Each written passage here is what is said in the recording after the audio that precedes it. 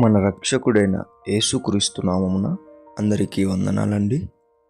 ఈరోజు దేవుని మాటలు సామెతల గ్రంథము 14వ అధ్యాయం 14వ వచనం.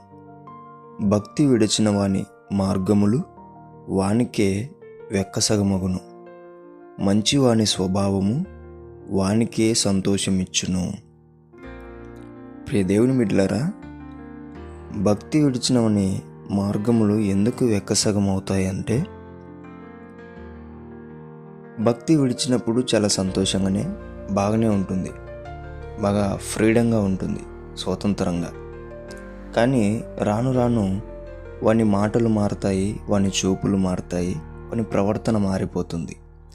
మారిన తర్వాత వాడు ఏం చేస్తాడో వానికి అర్థం కాకోకుండా చేస్తూ ఉంటాడు.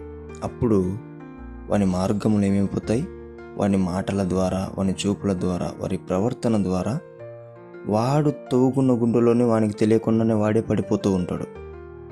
అందుకే భక్తిహీనుని మార్గములు వెక్కసగమవుతాయి, నవ్వుల పాలవుతాడు వాడు.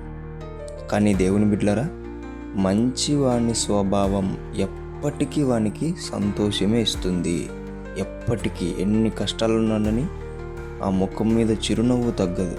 ఎందుకంటే కష్టపడి పని చేసుకుంటాడు, కష్టపడి ఒకరికి సహాయం చేస్తాడు, ఎవరిని కూడా కించపరిచి మాట్లాడాడు.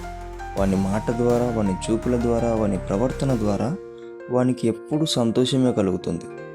అందుకే దేవుని బిడ్డలారా, మంచి స్వభావం గల మనుషుడు దేవునికి ఇష్టమైన వాడు, దేవుణ్ణి సంతోషపెట్టేవాడు. కాబట్టి దేవుడు సంతోషపడితే ఆటోమేటిక్గా మన జీవితం కూడా సంతోషంగా ఉంటుంది.